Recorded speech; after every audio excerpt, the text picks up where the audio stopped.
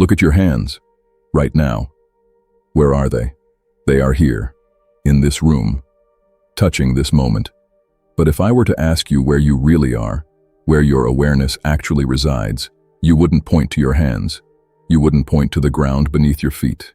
You are trapped in a prison of your own making. You are living 10 minutes in the past, replaying a conversation that is already over, dissecting every word, every glance, every micro-expression, torturing yourself with what you should have said and what you should have done differently.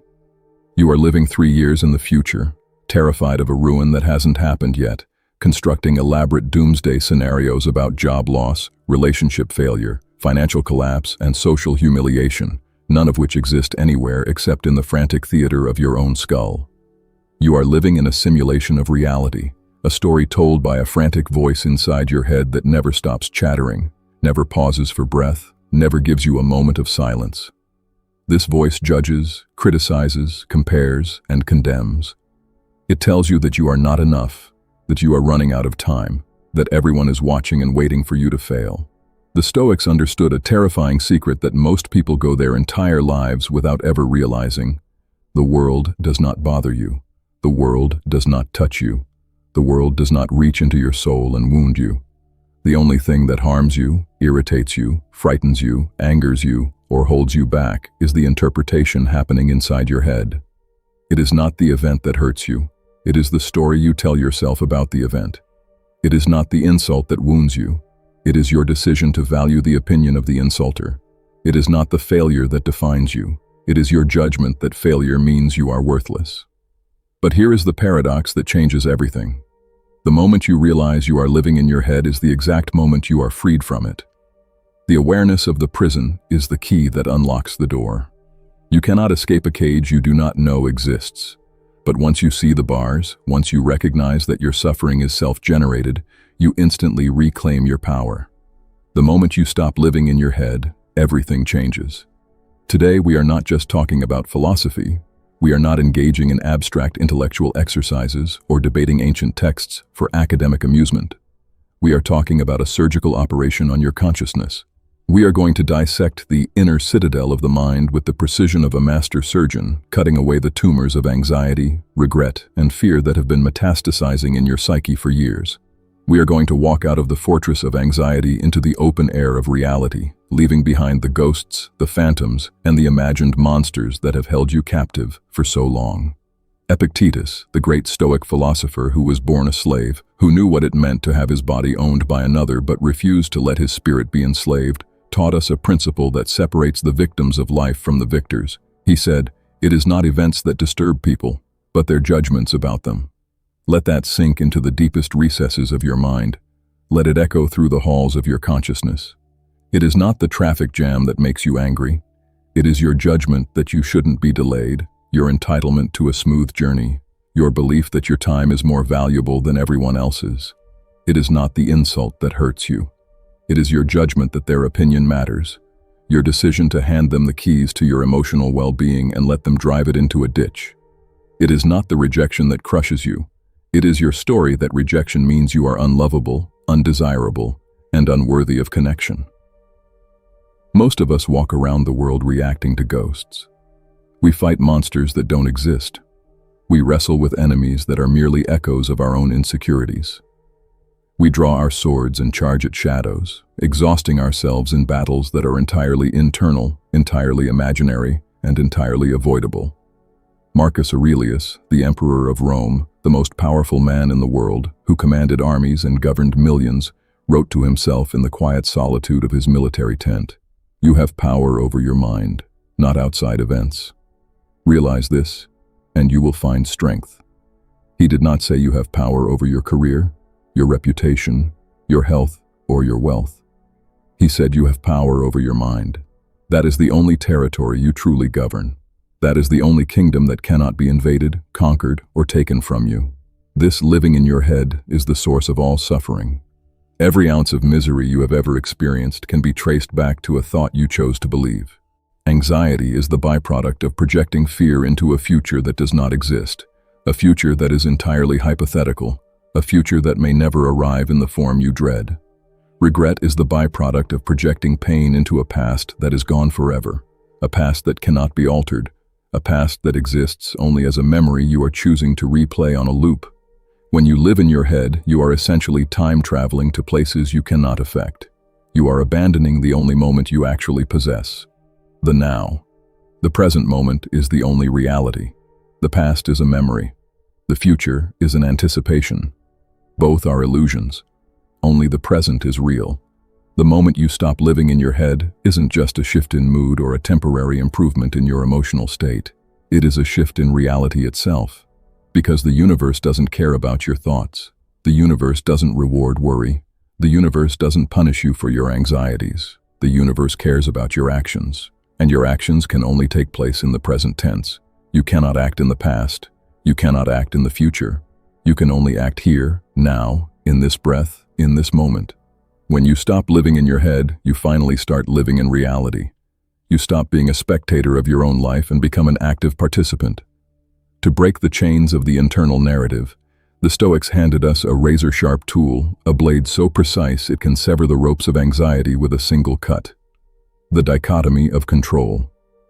Epictetus boiled it down to a simple mantra that you can repeat to yourself in moments of distress. Some things are up to us, and some things are not. That is the starting line for freedom. That is the boundary between sanity and madness. We live in our heads when we try to control the uncontrollable. We obsess over how people perceive us. We obsess over the outcomes of our efforts. We obsess over the ticking of the clock. We obsess over the weather. We obsess over the stock market. We obsess over the opinions of strangers. But think about it with brutal honesty. You cannot control if your boss likes you. You can control if you do your job well, if you show up on time, if you act with integrity, if you treat your colleagues with respect. But whether he likes you, that is his business, not yours. You cannot control if a plane is delayed. You can control your reaction to the delay, whether you use the time productively or waste it in frustration. You cannot control if someone betrays you. You can control whether you heal, whether you trust again, whether you let bitterness consume you. The Stoic doesn't ignore the world. They do not retreat into a cave or become indifferent to the suffering of others. They simply detach their ego from the parts that are out of their reach. They realize that their peace of mind is too precious to be left at the mercy of external circumstances. When you stop living in your head, you stop trying to control the storms. You realize you can't stop the rain, but you can learn to dance in it. You realize you can't stop the tide, but you can adjust your sails. You realize you can't control other people, but you can control your own character. Seneca, who faced the tyranny of Nero, who lived under the shadow of a mad emperor and still managed to write some of the most profound wisdom in human history, wrote, "We suffer more in imagination than in reality." Think about the time you stayed up all night worrying about a conversation that never happened, a confrontation that never occurred, a disaster that never materialized. Think about the hours you wasted fearing a rejection that never came, a humiliation that never happened, a loss that never manifested. Think about the sleepless nights, the sweaty palms, the racing hearts, all dedicated to scenarios that existed only in the labyrinth of your mind. That is the tax you pay for living in your head. It is a tax on your happiness, a tax on your health, a tax on your relationships, a tax on your sleep, a tax on your life, and you don't even have to pay it. You can simply stop. Here is where it gets dangerous, where the trap tightens around the unsuspecting mind. We all have a storyteller in our heads. This is the voice that narrates your life, that provides running commentary on every moment, that interprets every event and assigns it meaning. It tells you who you are, who your enemies are, what you deserve, and what your future holds. For most people, this storyteller is an alcoholic. It spins tales of doom, disaster, and victimhood. It thrives on drama. It feeds on fear. When you get into an argument with your partner, the storyteller says, "They don't respect you. They never have. This relationship is doomed." When you fail at a project, the storyteller says, "You will always be a failure. You are a fraud. Everyone can see it." When someone cuts you off in traffic, the storyteller says, "They did that on purpose to spite you. They think they are better than you. You should be angry." Notice how the storyteller is always making things personal. Notice how it takes neutral events and injects them with poison. Notice how it constructs elaborate narratives where you are the victim, the villain, or the hero. but never just a person experiencing a moment. The Stoics called this assenting to impressions. You receive an impression, a thought, a feeling, a perception, and you automatically say yes to it. You accept it as true without questioning it. To stop living in your head, you must master the art of observation without judgment. You must watch the thought arise like a cloud passing through the sky and choose not to sign the contract. You see the thought, you acknowledge its presence, but you don't accept it as a fact. You say, I notice I am having the thought that I am not good enough, instead of saying, I am not good enough. That tiny shift in language is a revolution. Marcus Aurelius advised, wipe out the imagination, stop the strings of puppets, confine yourself to the present. Stop playing the role of the victim, stop playing the role of the hero, stop playing any role at all. Just be the witness. Just be the awareness that watches the parade of thoughts pass by without getting swept up in it. When you stop identifying with the storyteller, the story loses its power. The protagonist of the drama is no longer me, it is just awareness. And awareness is untouchable. Awareness is free. Awareness cannot be insulted, harmed, or diminished. Awareness simply observes. Marcus Aurelius spoke of the inner citadel. This is the fortress of the mind, the sanctuary of the soul, the unassailable stronghold that no external force can breach. The walls of this fortress are made of reason and virtue. The moat is your ability to pause before reacting. The drawbridge is your willingness to assent to impressions or withhold assent. When you stop living in your head, you are not locking yourself away from the world. You are not becoming cold, detached, or unfeeling. You are simply refusing to let the world invade your soul. You are drawing a line in the sand and saying, this far and no further. You can take my possessions, but you cannot take my character. You can criticize my actions, but you cannot control my choices. Think of your mind as a royal palace, a magnificent structure built for the king or queen of your existence. If you let every beggar who knocks on the door inside, your palace becomes a slum. The beggars are anxious thoughts, unnecessary worries, obsessive ruminations, and the opinions of others. Every time you entertain a worry, you open the door. Every time you obsess over a slight, you roll out the welcome mat. Every time you try to read someone's mind, you hand them the keys to your throne room.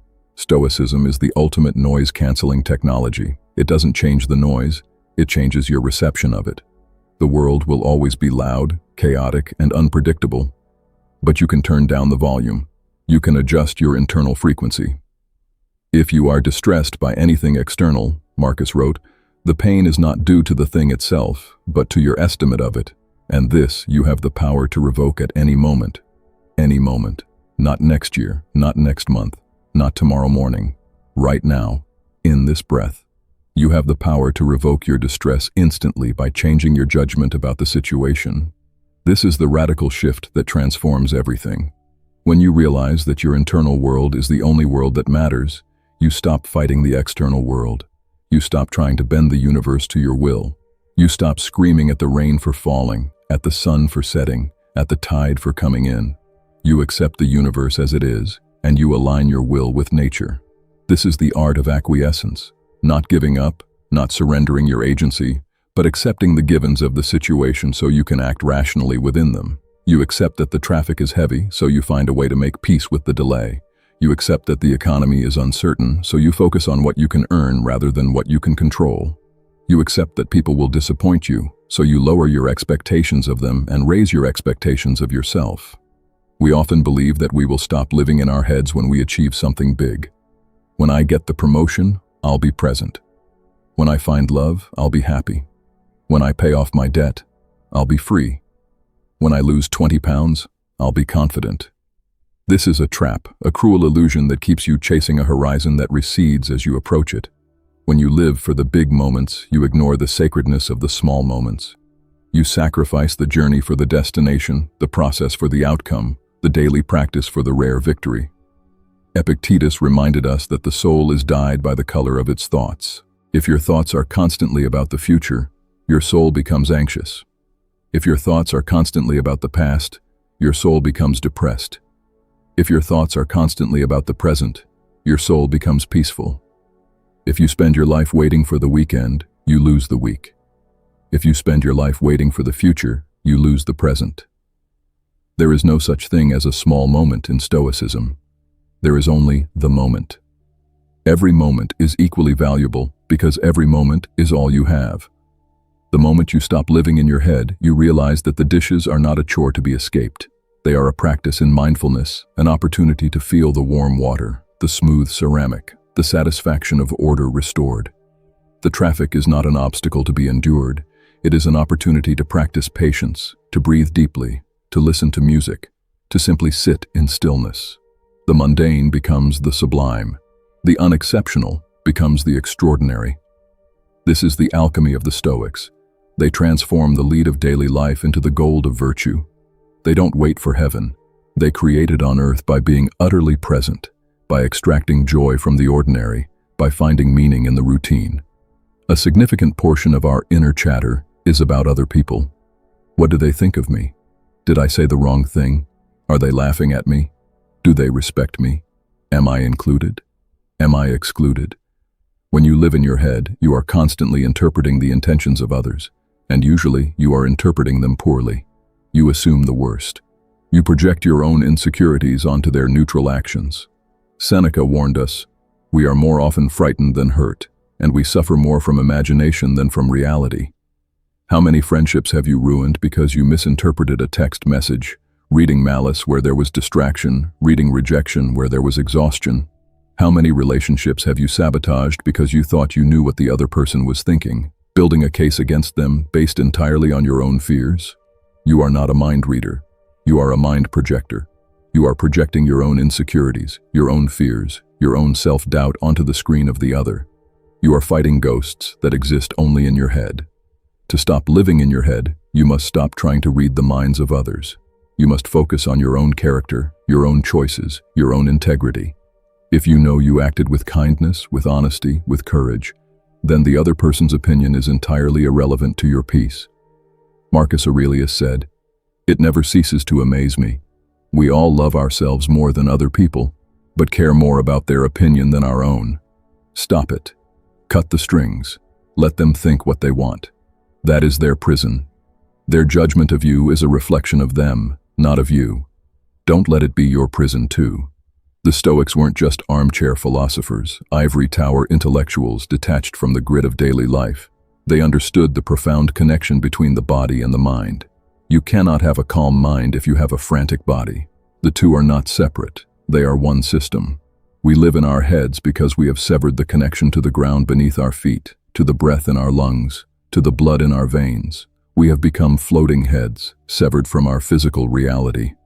When you are trapped in a spiral of overthinking, when the thoughts are racing and the anxiety is rising, the fastest way to escape is to shift your awareness into your body. Feel the weight of your feet on the floor. Feel the temperature of the air on your skin. Feel the texture of the fabric against your hands.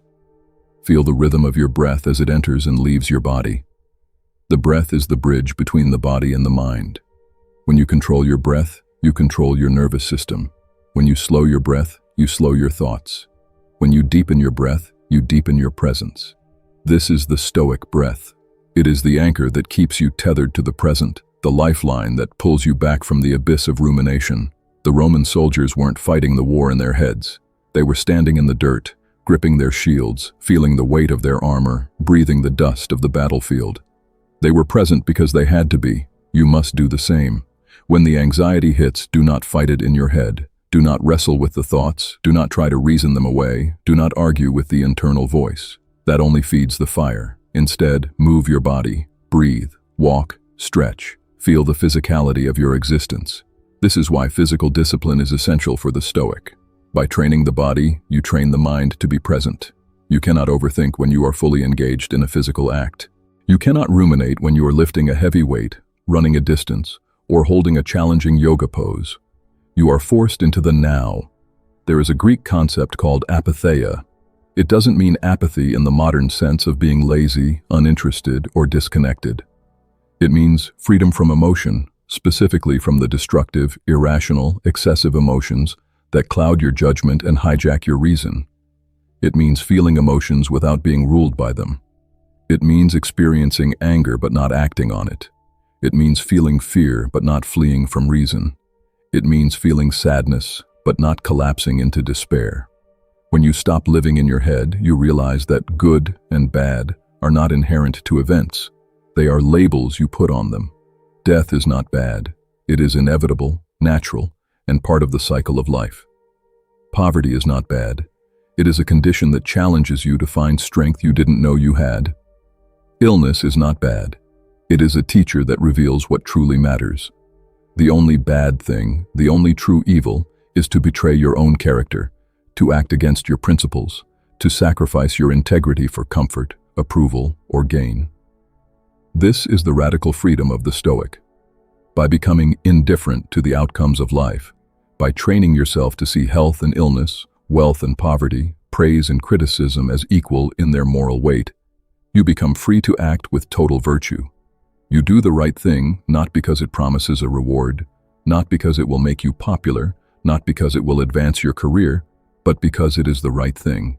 You love your work not because it gives you a paycheck, but because you are doing your duty to the best of your ability, contributing to the whole, fulfilling your role in the cosmos. You stop asking, "What will I get?" and you start asking, "What is required of me?" You stop being a slave to the results. You become a master of the effort. Marcus Aurelius often practiced a technique known as the view from above. He would imagine himself looking down at the earth from a great height, from a vantage point so elevated that the empires, the wars, the lovers, the tyrants, the triumphs, and the tragedies all merged into a single, shimmering point of light. He would see the entire sweep of human history unfolding on a tiny speck in the vastness of the cosmos. When you live in your head, your problems seem monumental. They fill your entire field of vision. They become mountains that block out the sun. You are the center of your universe, and every slight against you is a cosmic injustice. But when you adopt the view from above, you realize how small your problems truly are. You realize how brief your life is, how fleeting your concerns, how temporary your triumphs and failures. This is not about diminishing your significance. It is about contextualizing it. You are a part of the universe, not the center of it. You are a wave on the ocean, not the ocean itself. When you remember this, you stop taking yourself so seriously. You stop taking the insults and the anxieties so seriously. You realize that the sun will rise tomorrow regardless of your mistakes, that the stars will continue to burn regardless of your worries, that the universe will unfold exactly as it should regardless of your plans. And in that release, in that surrender to the vastness, there is immense peace. So, we come to the moment you stop living in your head. It isn't a gradual change that happens over years of therapy or meditation. It can be a snap. It is a realization that hits you like a thunderbolt. It is the realization that you are not your thoughts. You have been identifying with the voice in your head for so long that you believed you were the voice. But you are not the voice. You are the one who hears the voice. You realize that the running commentary in your head is just a biological function, like your heartbeat or your digestion. It is just a machine spitting out words, a neural network generating patterns. It is no more you than the sound of your own breathing. But you are the observer of that machine. You are the silent witness who watches the thoughts come and go. You are the space in which the thoughts appear. Once you realize you are the sky, not the clouds lose their power. The storm is just weather passing through. The anxiety is just a sensation in the chest. The fear is just a tightness in the throat. The anger is just heat in the face. They are all temporary. They are all passing. They are all not you. Everything changes because you are no longer a victim of the story. You are the author. You are the director. You are the main character. But you are also the audience. You are watching the drama of your life unfold with detachment and compassion. This is the invitation of Stoicism. It is not a philosophy of retreat or avoidance, not a teaching that tells you to run from the world and hide in a cave. It is a philosophy of engagement. It is an invitation to stop hiding in your head and to start living in the world with courage, justice, wisdom, and temperance. It is an invitation to stop trying to control the uncontrollable and to start controlling yourself. It is an invitation to stop being a puppet of your emotions and to become the master of your own soul. You don't have to be a Roman emperor. You don't have to be a slave. You don't have to be a philosopher. You just have to be human. You just have to make the choice, right now, in this moment. Not tomorrow, not when the conditions are perfect, not when you feel ready. right now. So, get out of your head. Come back to your life. The world is waiting for you. The people who love you are waiting for you. The work that only you can do is waiting for you. The pain of the past is gone. It exists only as a memory you are choosing to replay. The fear of the future is an illusion. It exists only as a projection you are choosing to believe. There is only right now, and right now you are free. You have always been free. You just forgot. Memento mori. Remember that you will die, so that you may live fully. Amor fati. Love your fate. Not because it is easy, but because it is yours. Thank you for watching. If this resonated with you, if something stirred in your chest as you listened, please like and subscribe. We are building a community of people who choose to live in reality, not in their heads. People who choose action over rumination, presence over distraction, courage over fear. Share this with someone who needs to hear it. I'll see you in the next one.